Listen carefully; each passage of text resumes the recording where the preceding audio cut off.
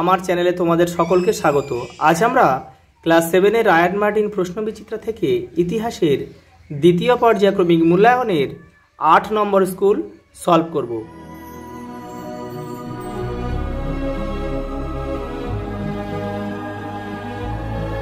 দেখো, Kamarpukur R K. Mission MP school.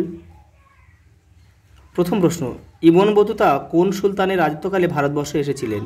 Mohammad bin Tughlaq. Babur আফগানদের বিরুদ্ধে কোন যুদ্ধ করেন? ঘরঘরার যুদ্ধ। আকবর চিতোর জয় করেন 1568 খ্রিস্টাব্দে। তারপর দেখো, এক কথা উত্তর দাও। আশরফি কি? দেখে নাও। মুঘল আমলে সোনার মুদ্রা। সোনার মুদ্রা আশরফি বা মোহর নামে পরিচিত ছিল। আশরফি বা মোহর।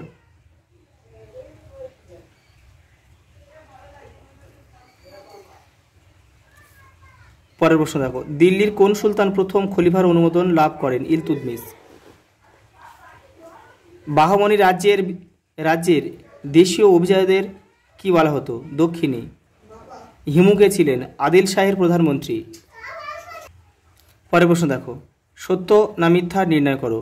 জাহাঙ্গীরের রাজত্বকালে মুঘলরা কান্দাহারের উপর নিয়ন্ত্রণ হারায়। এটা ভুল, এটা হবে শাহজাহানের রাজত্বকালে। রাঠোর যুদ্ধ সংগঠিত হয়েছিল 1779 খ্রিস্টাব্দে। এটাও ভুল, এটা হবে 1679 খ্রিস্টাব্দে। সঙ্গম বংশের শ্রেষ্ঠ রাজা ছিলেন দ্বিতীয় দেবরায়। এটা ঠিক।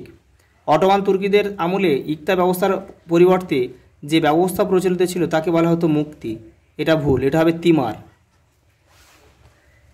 পরেরটা দেখো, এটা স্তম্ভ রয়েছে। আবুল ফজল আইনে আকবরী। রাজা গণেশ বাংলা। আর প্রতাপাদিত্য 12 ভূঁইয়া। পরেরটা দেখো, বিবৃতি ব্যাখ্যা রয়েছে 5-এরটা। প্রথম বিবৃতি রয়েছে, ভারতবর্ষে ইসলামীয় সংস্কৃতি ও ভারতীয় সংস্কৃতি মিশে গিয়েছিল। সঠিক ব্যাখ্যা হবে, অনেক দিন ধরে পারস্পরিক সহাবস্থান বজায় ছিল।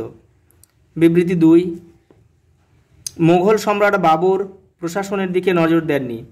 সঠিক ব্যাখ্যা হবে যে যুদ্ধ বিগ্রহে তার শাসনকাল কেটেছিল। দেখো পরের প্রশ্ন দেখো, 6-এর দাগের প্রশ্ন দেখো, খানোয়ার যুদ্ধ কেন ধর্মীয় যুদ্ধ ছিল না? তোমাদের টেক্সটের 71 নম্বর পেজের উত্তরটা রয়েছে। এই যে এটা পুরোটা লিখতে হবে, কাজে এই যুদ্ধ ধর্মীয় যুদ্ধ ছিল না। পরের প্রশ্ন দেখো, 12 ভূঁইয়া বলতে কাদের বোঝায়? তোমাদের টেক্সটের 77 নম্বর পেজ। এই যে এখান থেকেই এই পর্যন্ত লিখতে হবে। পরেরটা দেখো, মুঘল শাসন ব্যবস্থায় শুভা প্রশাসনের পরিচয় দাও। এই যে এখান থেকে এই পর্যন্ত লিখতে হবে। পরের প্রশ্ন দেখো, সিজদা ও পাইবাস বলতে কি বোঝো? দেখে নাও। এই যে সিজদা ও পাইবাস, এখান থেকে এটা পুরোটা লিখবে। পরের প্রশ্ন দেখো, সুলহ ই কুল কি? দেখে নাও। এই যে এখান থেকে এটা পুরোটা লিখবে। পরেরটা দেখো, সুলতানি ও মুঘল যুগে দেশের ভিতরের বাণিজ্য কীরকম ছিল? এই যে এখান থেকে এটা পুরোটা লিখতে হবে। পরের প্রশ্ন, সুরাট ও মুসলিপট্টনম কেন বিখ্যাত? তোমাদের টেক্সটের 106 নম্বর পেজ উত্তরটা রয়েছে। এই যে এইখান থেকে লিখতে হবে, মুসলিপট্টনমের প্রতি তারা আকৃষ্ট হয়েছিল। এখান থেকে এই পর্যন্ত লিখতে হবে। পরের প্রশ্ন দেখো, 7-এর দাগের, সুলতান রাজিয়ার কৃতিত্ব আলোচনা করো। তোমাদের টেক্সটের 45 নম্বর পেজে রয়েছে উত্তরটা, দেখে নাও। এই যে এইখান থেকে ইলতুৎমিশের সন্তানদের মধ্যে রাজিয়া ছিলেন যোগ্যতম। এখান থেকে লিখতে হবে, এই পর্যন্ত লিখলে হবে। পরের প্রশ্ন, আলাউদ্দিন খলজির বাজার দর নিয়ন্ত্রণ ব্যবস্থা সম্পর্কে লেখো। তোমাদের টেক্সটের 59 নম্বর পেজে রয়েছে উত্তরটা। এই যে এখান থেকে এটা লিখতে হবে, এপারেও কিছুটা লিখতে হবে। এই যে এই পর্যন্ত লিখলে হয়ে যাবে। দেখো পরের প্রশ্ন, মুঘল সম্রাট আকবরের রাজপুত নীতির পরিচয় দাও। এই যে এটা লিখবে, এটা অল্প অল্প করে লিখবে।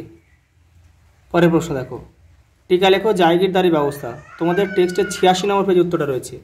এই যে এখান থেকে এটা পুরোটা লিখবে এই পর্যন্ত।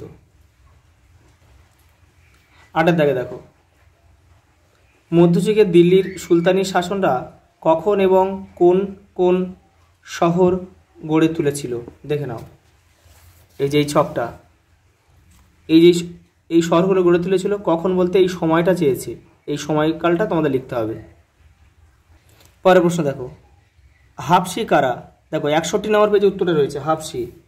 এই যে এদের বাংলা এদের হাফসি বলা হয়, এখান থেকে এই পর্যন্ত।